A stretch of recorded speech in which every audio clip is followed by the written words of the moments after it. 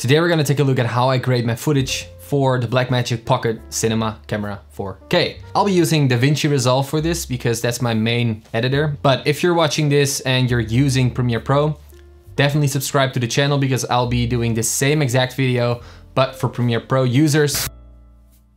Oh, we're freezing again. You gotta be kidding me. We're freezing again. And we're crashed. This shit, man. Jesus, I'm not gonna do this anymore.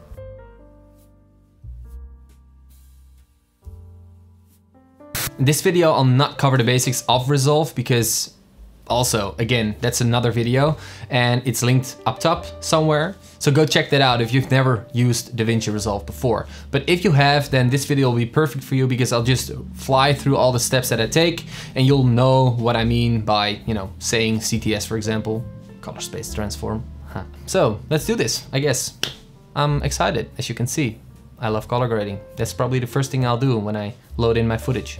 Anyway, yeah, enough talking. What's going on, guys? Welcome back to Davinci Resolve. Here I selected 4 clips, 2 completely different ones and then 3 similar ones so we can copy the grade over. So the first one is one on my face holding a color checker. Well, I like to use a color checker every time I do an interview because it makes my color grading so much easier, because when using one of these things, the colors will be super accurate and you're pretty much ready to grade within a few minutes. So let's start doing that. So the first thing you want to do is create sort of a grid that overlays with the color checker. Well, Davinci Resolve has a built-in tool for that. Go to this qualifier and then drop down to the color chart and try to align all the dots with your color chart. So do it like I do it, then zoom in a little bit.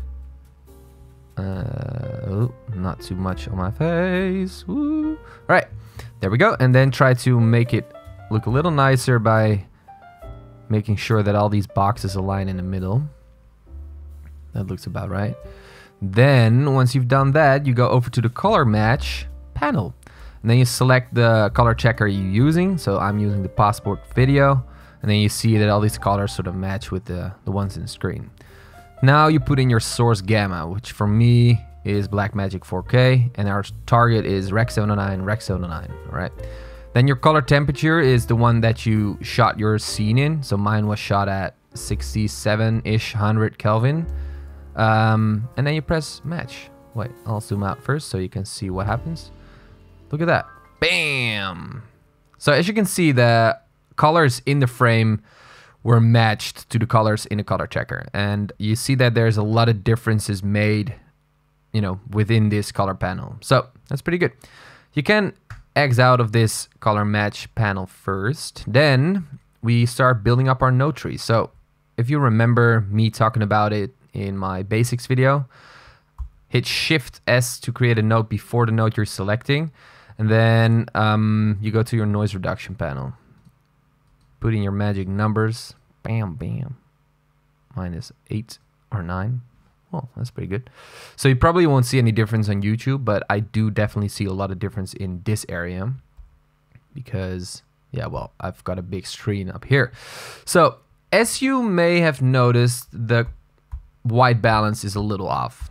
So what you can do, and I feel like it's not really necessary because I like the darker tones in my skin, but if you feel like it's necessary, you make a new node, you go to your color wheels, go down to this icon in the left bottom corner thing, and then you drag it up and select the whites.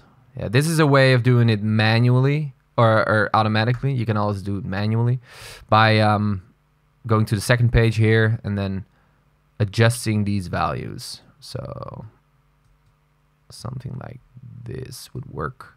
All right, so right now I checked this line because I know that this is the color checker. Beep, beep, beep. This is basically the thing that I'm holding, and I can see that because these lines are long and this line is long. If I would select, if I would select this one, you can see that nothing changes. So if I make a selection around the color checker, you see that this part will be left over in the screen. You see that? And I do this by pressing Shift H. All right, cool. Well, now you know that. let's continue. Next, we're adding in some contrast. You can either do that by going to the first page on your color wheels and adding in contrast like that. Or if you want more control, like I do, because I'm sort of a control freak, you go to the curves menu, then to the 3 dots in the corner, and then enable editable spines. And then you press on the dot in the left or in the right top corner and you drag it up so you create a beautiful looking S-curve. Oh, isn't that nice? All right, so now you have full control over your contrast curve, which is nice. And I feel like this is the perfect sort of, oh yeah, it looks nice. All right, cool. Next one is our saturation, but because we're using a color chart, our saturation is matched already, so we're not doing that. So what we do now is we start to select our skin tones. Go to the qualifier node or tab here and click on this first icon. Yeah. Then start to select your skin tones. And if you click and drag and hold your mouse button in, nothing happens because you don't have your highlights on. Either press on this icon here or press Shift H. There you go. Nice. Okay, so try to select the skin tones that you want to affect. Then go down to your blur radius and add it a little bit in. Play with clean blacks and clean whites until you're satisfied with the image. Don't denoise it because you already did that by adding the node up top. If you want to make a better selection, go to the feather tool and sort of feather out all these spots, yeah, all these small areas, because that might, you know, sort of ruin. Okay, well, I'm pretty happy with this. Press Shift H again to X out of that window. And then create a new node. This is where it starts to get complicated, and I'll try to be as clear as possible, but we are going to create a grade in this node, but we do not want this grade to affect our skin tones. So what do you do then? Well, pretty simple.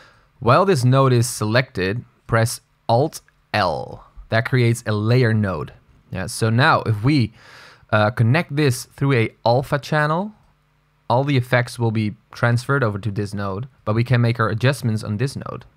And every adjustment that we make on our grade, yeah, so I'll call this grade, and call this skin.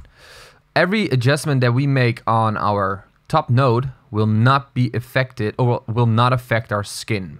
Yeah, to make it look, well, to, you know, so you know what I mean. We can do this. Yeah, so you see that our selection will remain the same while the rest changes. All right. That looks terrible. Wow. All right. So first we're gonna edit the skin. Yeah. So go into your color wheels and press the lock section, and then try to push in a little bit of red, orange into the skins. Make sure you keep your fingers on Command and D to deselect the node that you just created so you can see what kind of changes you made. All right, so because we're working with skin tones, it's nice to have some sort of a guide. So go over to your scopes panel. If you don't have this panel, because you know it's on your whatever metadata or anything, click on this middle button.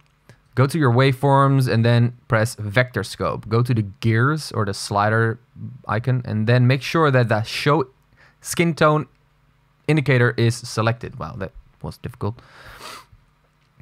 Okay, so next up you want to create a power window while the skin tone node is selected over the skin tones. Yeah, so you only see the skin tones, because right now if we check into our vector scope, the line is, you know, pretty much everywhere.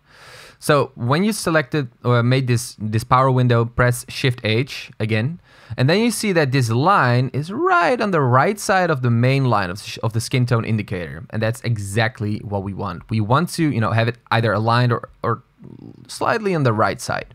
So now we can play around with the high range. Yeah, so if we push in some high range, you see that my skin tones become a little bit more reddish.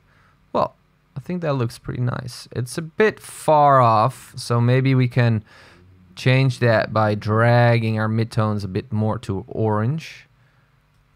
Command D.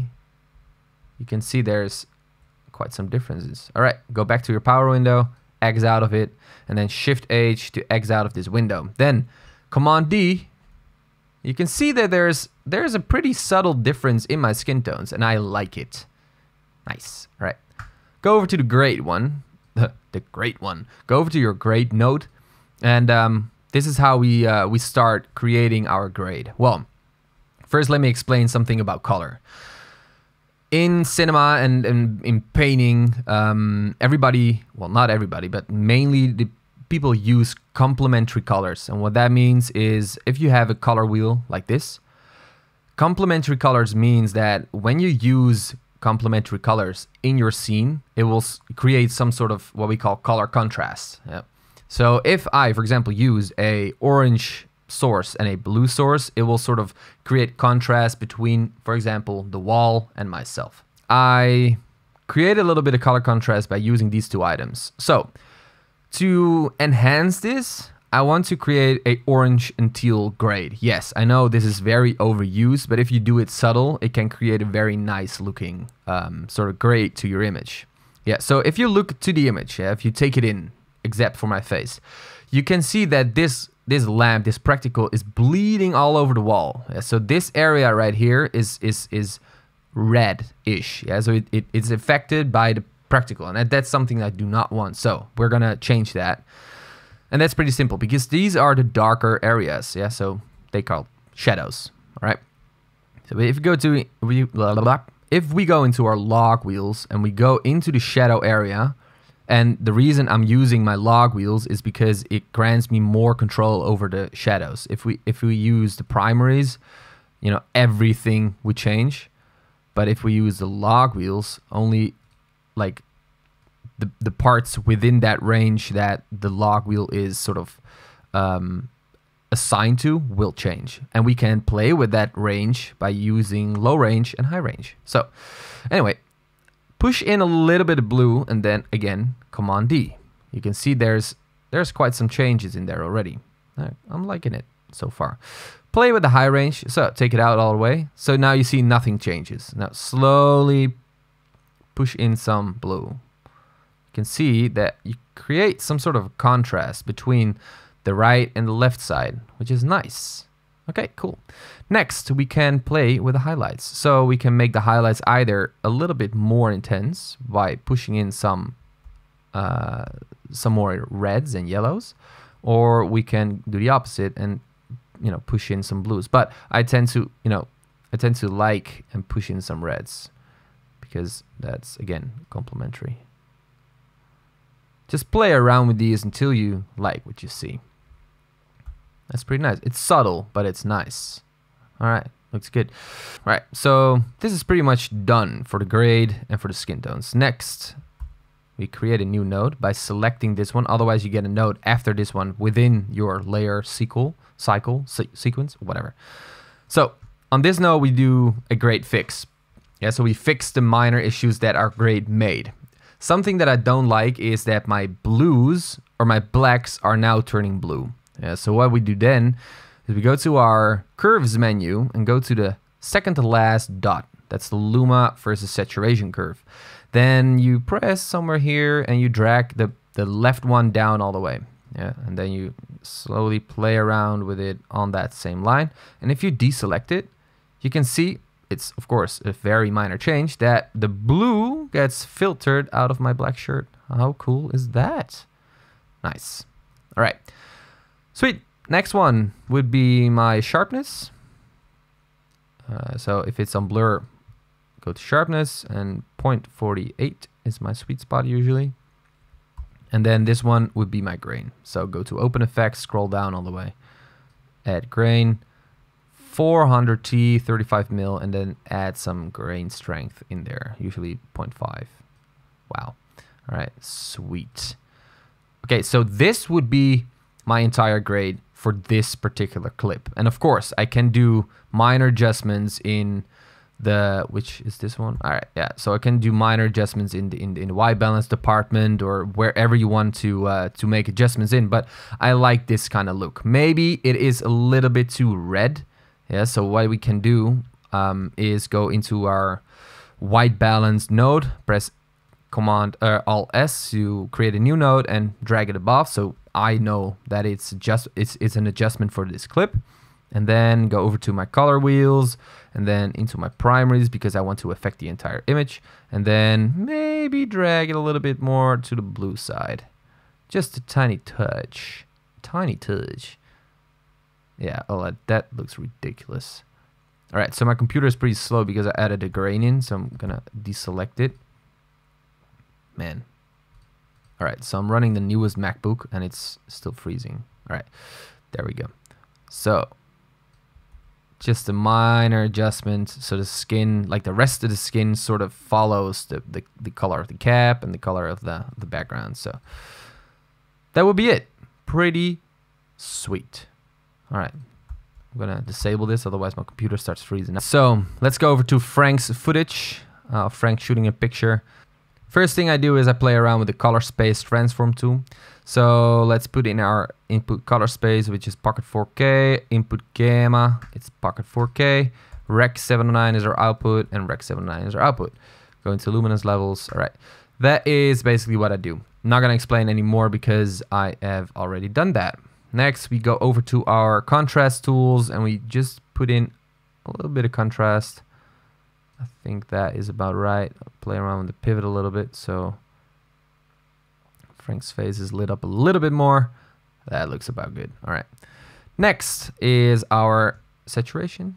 I'm just gonna, oh, that's the U. I'm sorry. Saturation. That's good. All right. Next one would be, well, first let's create a, no, before the first color space transform node, and then, oh, the cat wants to come inside. Sorry, cat. I'm busy. All right, that looks good. Here, I'm gonna just, change up a little bit of the saturation from different colors. So I'm gonna go into my curves, and then I'm gonna go to hue versus saturation. Then I'm gonna create all the dots I want, basically all of them. And then I'm gonna drag down the red because I feel like the red is a little bit too poppy, especially in his arm. And so now if I take this node off, you can see that just creates a little bit of a, oh my God, the cat, wait. Yeah, come on. Yo. All right, you're not gonna sit there. Not over, no. All right, so, where was I? Oh yeah, so that creates a little bit of, let's say unity in the frame. Yeah, so it's nicer to see. All right, what? Yeah, the road's blocked for you now, huh? Okie dokie. So next, I'm gonna add in some sharpness. Go to my sharpness controls, add in some sharpness. Are you blocking the frame? You're blocking the frame. So yeah, we've added in some sharpness. The next one would be grain. Push. Let's go. All right, there we go. Nice. Oh man, grain's so nice. Okie dokie. That will be it for this one. I wouldn't do anything else. You can go overboard on grading. Well, this wasn't really grading. I've just changed a color. Meow. I mean, you can do wild stuff here. Let's just make a, like a sort of dreamy look. Whoa, look at that. So beautiful. No, don't do it. Oh. If I would use a lot in this node tree, I would use a lot after this one. Yeah, so we can do it. We can do it. I go to my LUTs. I take this one worked pretty well. I'll take the autumn LUT from my DJI seasonal pack, and then I go to the Rec 709 version because I've already done my conversion here. And then I'll just put it in there. Oh, not this one. Nope, this one. All right, so that's minimum luminance, maximum luminance. Yeah, so you can see that there's a lot of difference in colors. If I take this one off, and it looks nice for sure because I created that on my own. But still, if you use this one as a base, so if, let's say we will go here and we go to the D-Log M version. Oh, no, max. There's not that much you can do afterwards because all the data that you bake in from this point forward will be baked in. So that's why I personally like to do all the corrections and then use a LUT as a creative choice. All right, hope that makes sense because it's a lot of information, but still, yeah, cool. Anyway, that is it for this video. Next week, we're gonna take a look at these same clips inside of Premiere. Let's see if we can create the same sort of output in that program. Thanks for watching.